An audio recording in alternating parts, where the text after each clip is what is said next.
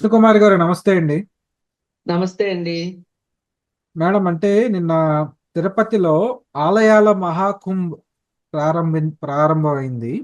అంటే బహుశా అన్ని రకాల ఆలయాల నుంచి పీఠాధిపతులు లేదా ఆలయాలకి సంబంధించిన వారు వచ్చి ఆ, వైదిక ధార్మిక అంశాలు చర్చించుకుంటారు అని నేను ఆశిస్తున్నాను. కానీ ఇందులో చంద్రబాబు నాయుడు గారు ఒక స్టేట్మెంట్ ఇచ్చారండి. ఏంటంటే ఆ, ఆలయాలకు ఆగమ స్వేచ్ఛ ఉంటుంది. వైదిక వ్యవహారాల్లో సర్కారు జోక్యం ఉండదు. ఇది కొంతవరకు ఆహ్వానించదగ్గ విషయమే. కానీ ఒక చిన్న ఆక్షేపణీయమైన విషయం ఏంటంటే దేశవ్యాప్తంగా అన్ని రాష్ట్రాల రాజధానుల్లో వెంకటేశ్వరుడి ఆలయం నిర్మించాలనేది నా ఆకాంక్ష. అలాగే హిందువులు ఉన్న ప్రతి దేశంలోనూ శ్రీవారి ఆలయం ఉండాలని ఆశిస్తున్నాను.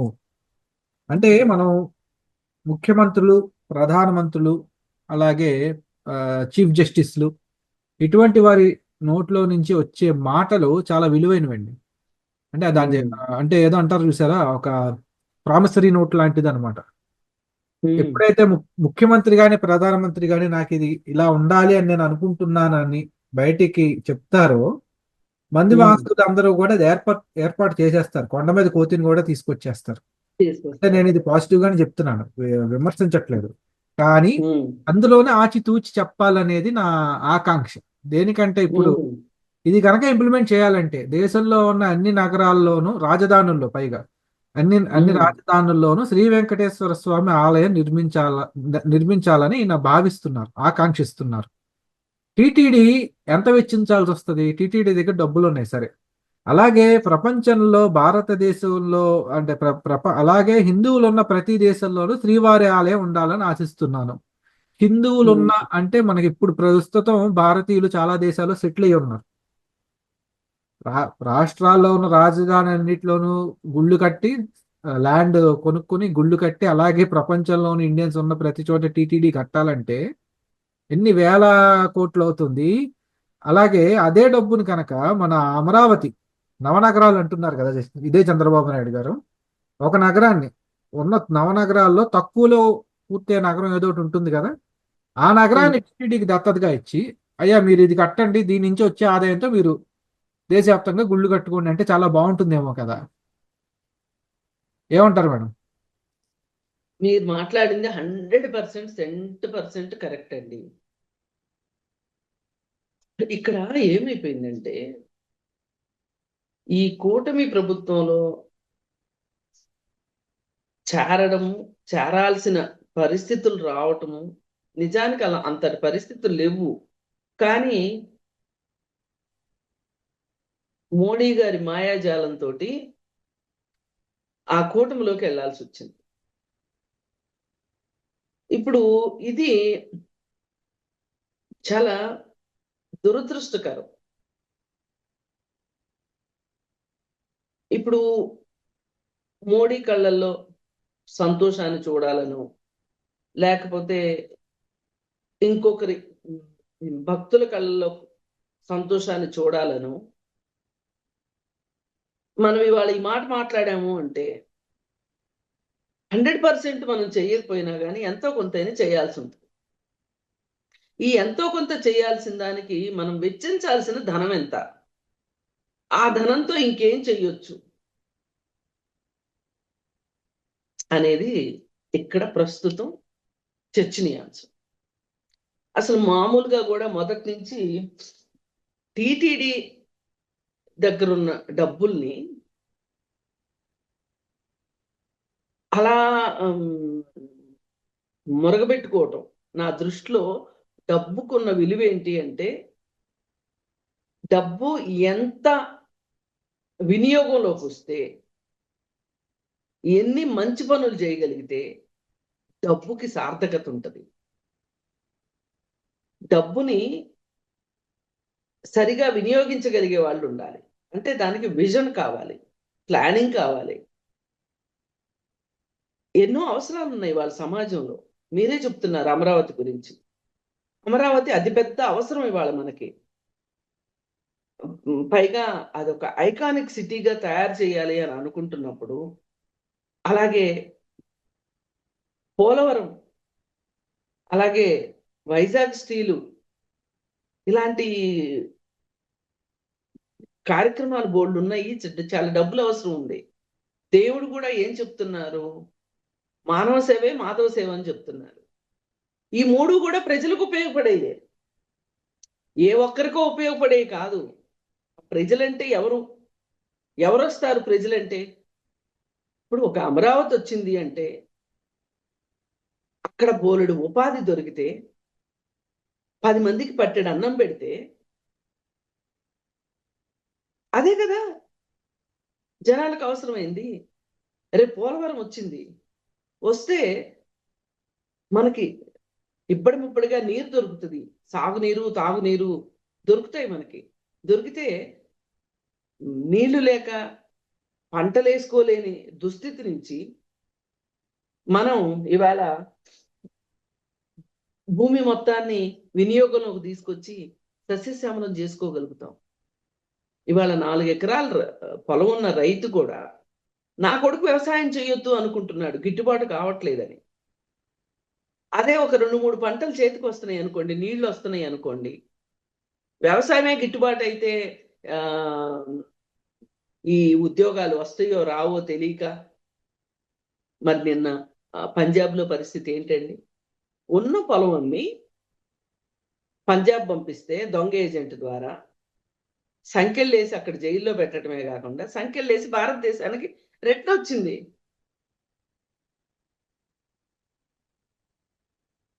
ఇప్పుడు మనం ఒక ఉత్తరం రాస్తే అడ్రస్ దొరకలేదు అనుకోండి, మనం ఫ్రమ్ అడ్రస్ రాస్తాం కదా, టు అడ్రస్ తో పాటు మనం చక్కగా రాస్తాం కూడా. ఎవరికైనా ఇది చేరవలసిన వాళ్ళకి చేరకపోతే దయచేసి ఈ అడ్రస్ కి రీడైరెక్ట్ చెయ్యండి అని. అట్లాగే ఇప్పుడు ఆ పిల్లలు వచ్చేసారు అక్కడి నుంచి, పంజాబ్, అమెరికా నుంచి పంజాబ్ వచ్చారు. వాళ్ళల్లో ఏమో తవ్వి తీస్తే మన ఆంధ్రప్రదేశ్ పిల్లలు కూడా ఉంటారేమో. నెక్స్ట్ టార్గెట్ అదేనేమో. అసలు ఏ పేపర్లు లేకుండా దొంగతనంగా వచ్చిన వాళ్ళని ఫస్ట్ విడతలో చూస్తున్నాడు. రెండో విడతలో చేయగలిగేది ఏంటి? రెండో విడతలో ఏం చేస్తాడు? పేపర్లున్నా అవి అవకతవకలుంటే వాటి ద్వారా పంపిస్తాడు. ఇలాంటి పరిస్థితిలో మన పిల్లలు ఉన్నారే, ఈ పిల్లలకు ఉపాధి ఉంటే అంత దాకా ఎందుకు వెళ్తారు? అసలు వలస ఎందుకు వెళ్తారండి ఎవరైనా? ఉపాధి కోసమే కదా. ఆ ఉపాధి ఆ రాష్ట్రంలో ఉంటే వలస ఎందుకు వెళ్తారు? నిజానికి వైజాగ్ స్టీల్కి డబ్బులు అవసరం, ప్రభుత్వం నేను పెట్టలేనని చెప్తుంది. అందుకే దాన్ని ప్రైవేట్ పరం చేస్తామంటున్నారు.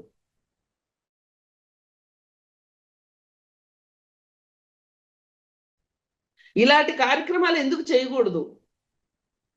ఈ డబ్బంతా కూడా టీటీడీకి ఆదాయం ఎక్కడి నుంచి వచ్చింది?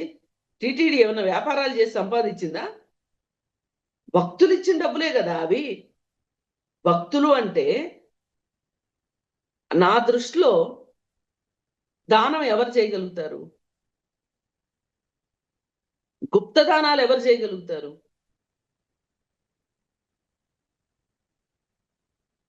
ఇబ్బడి ముబ్బడిగా సంపాదించిన వాళ్ళు. పైగా నాకు ఇంకొక సేయింగ్ గుర్తొస్తుంది. డబ్బు కలిగి ఉండటం అంటే సామాజిక దొంగతనం అని. ఆ మాట అంటే ఎగిరెగిరి పడతారు నా మీద. కానీ మీకు అవసరానికి మించి ఏదో మీకు ఒక పాప భీతి ఉండబట్టే కదా గుప్తదానాలు చేస్తారు. కనీసం గుప్తదానాలు చేసిన వాటినైనా సరే ప్రజల కోసం వినియోగించవచ్చు కదా అనేది మాలాంటి వాళ్ళ వాదన. ఇప్పుడు మేం చెప్పిన దాంట్లో నిజానికి ఎక్కడ, ఇప్పుడు నేను 3 విషయాల్లో ప్రస్తావించాను. ఈ 3 విషయాల్లో ఆ డబ్బును గనక ఖర్చు పెడితే సమాజానికి మంచిదే తప్పితే, రాష్ట్రానికి మంచిదే తప్పితే, వ్యక్తులకు మంచిదే తప్పితే నష్టం అయితే ఎవరికీ ఉండదు.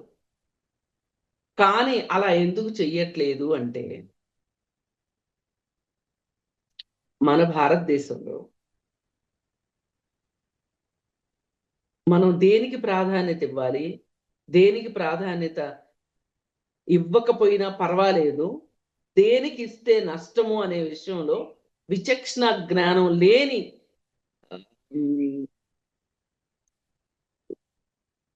ఏం చెప్పాలి, జ్ఞానశూన్యులు రాజకీయాల్లోకి వచ్చిన తర్వాత మరింత భ్రష్టు పెట్టిపోతారు. జ్ఞానం లేదు వాళ్ళకి, చరిత్ర చదువుకోరు, అసలు సంపద అనేది ఎలా వస్తుంది, ఈ సంపద యొక్క ఉద్దేశం ఏంటి. ఒకప్పుడు పాత రోజుల్లో ఎకనామిస్టులు సంక్షేమం అని మాట్లాడారు. ఆ రోజులు అవి అవి ఇంకొక రకంగా వెరితలలేస్తున్నాయి, అది వేరే విషయం. అంటే ఒక ఒక సర్ప్లస్ మనీకి ఉన్న విలువ ఏంటి అంటే, ఆ డబ్బుకి విలువ ఎందుకు వస్తుంది, ఎలా వస్తుంది అంటే అది వినియోగిస్తే వస్తుంది. వినియోగించకుండా పోషణాల్లో మురిగిపోతే బ్యాంక్ అకౌంట్లలో కేవలం పేజీల రూపంలోనే డబ్బులు ఉంటే ఉపయోగం లేదు సమాజానికి. పైగా మోడీ గారి లక్ష్యం ఒకటే, ఏదైనా సరే ఈ దేశంలో పాత నీళ్లు పోవాలి, పాత తరం పోవాలి. అలా అని మొత్తం పాత తరాన్ని తీసేయరు ఆయన. నెహ్రూని తిడతారు, పటేల్ ఎత్తుకుంటారు. పటేల్ విగ్రహం పెట్టారు.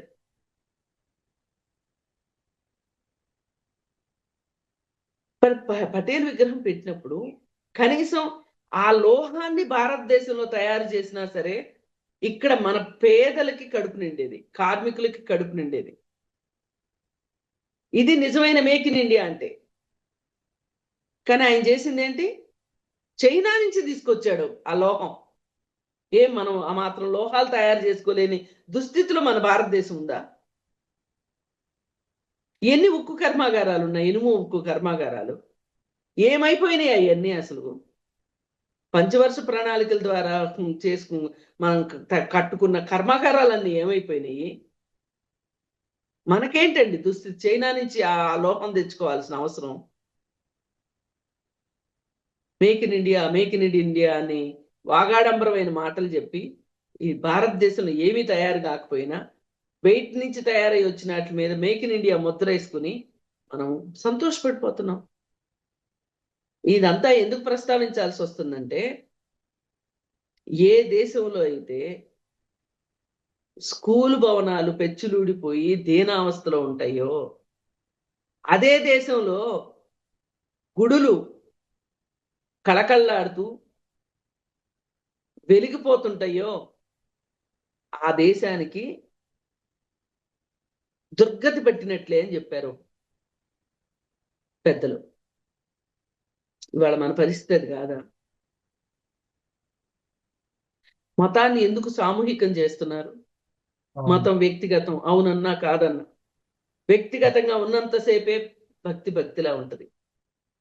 40 కోట్ల మంది వస్తారు, 40 కోట్ల మంది వస్తారు, మేము ఏర్పాట్లు ఇబ్బడి ముబ్బడిగా చేసేసాం, విపరీతంగా ఖర్చు పెట్టేశాం, అసలు మేమంటూ చేస్తే ఇంక మామూలుగా ఉండదని ఇట్లా ఓదరగొట్టి అన్ని ఏర్పాట్లు చేస్తే మనం వెళ్ళకపోతే ఎట్లా అని ఎవరికి వాళ్ళు వెళ్ళి ఎన్ని వేల మంది చచ్చిపోయారు, లెక్కలు చెప్పట్లేదు. నిన్నగాక మొన్న రైల్వే స్టేషన్లో తొక్కిసలాట, రోడ్డు ప్రమాదాల్లో చచ్చిపోవటం. ఇక అక్కడ తొక్కిసలాట్లో ఎంతమంది చనిపోయారు అనేది కరోనా లెక్కల మాదిరే ఉంది ఈ లెక్క కూడా. ఇక అర్థం చేసుకోవచ్చు. అవును మేడం. నిజమే, ఇంత అవసరమా? ఇంత ప్రచారం అవసరమా? ఓ పక్క మన దేశంలో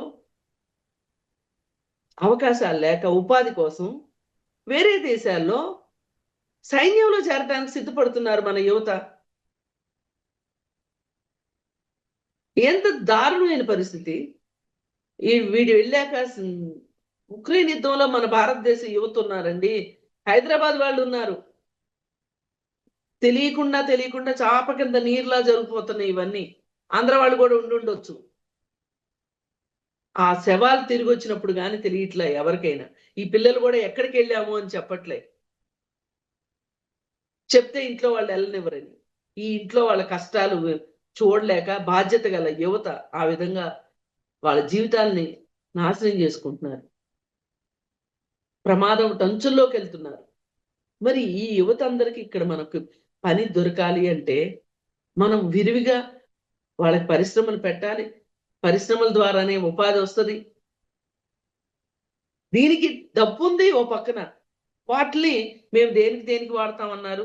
చరివిచ్చరణంగా నేను చెప్పి ఉపయోగం లేదు. మీరు ఇందాక చెప్పేశారు ఏమేం చేయాలనుకుంటున్నారు అని. అవన్నీ చెయ్యడం వెనకమాల మోడీ ఉద్దేశమే ఉంది. చంద్రబాబు నాయుడు గారి వ్యక్తిగత అభిప్రాయం కానీ, వ్యక్తిగత నిర్ణయం కానీ, ఇష్టపూర్వకంగా జరిగే నిర్ణయం అని కానీ నేను అనుకోను. ఏది ఏమైనా తిరుపతి అనే ఒక ప్రదేశానికి ఒక గుర్తింపు ఉంది. ఆ గుర్తింపుని అనవసరంగా మేము అక్కడ కట్టేస్తాము, ఇక్కడ కట్టేస్తాము, ఈ ఊర్లో కడతాం, ఆ ఊర్లో కడతాము అనే ప్రాశస్త్యాన్ని పోగొట్టొద్దు. అందుకని ఏంటంటే టిటిడి దగ్గరున్న డబ్బుని సద్వినియోగం చేయాలని నేను ఈ సందర్భంగా కోరుకుంటున్నా. ఇప్పుడు ఇందాకే చెప్పాను పాఠశాలలు గుడులకి కంపారిజన్ ఎందుకు.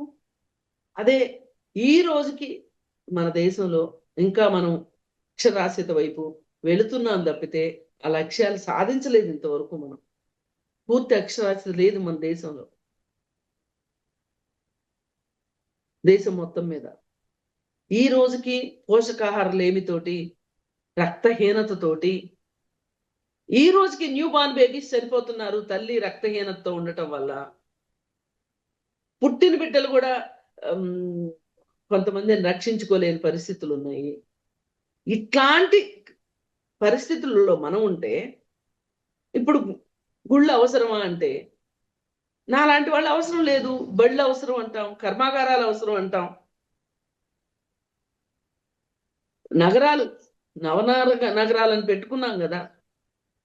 ఇవాళ ఆంధ్రప్రదేశ్ ఉన్న పరిస్థితికి ఎంత డబ్బైనా వెచ్చించి ఆ ఆంధ్రప్రదేశ్ని గాడిలో పెట్టకపోతే ఇంకా ఇంకా ఉపాధి కోసం వెతుక్కొని వెళ్ళిపోయే పరిస్థితులు వస్తాయి. అందుకని దయచేసి పేదవాడి నోటి దగ్గర వాడి నోట్లోకి 4 వేళ్ళు వెళ్ళేటట్లుగా చెయ్యాలి తప్పితే ఎవరో కవి అన్నట్లు నైవేద్యాలు తినని దేవుడికి నైవేద్యాలు ఎందుకు, విగ్రహానికి మంగళ స్నానాలు ఎందుకు అన్నట్లు.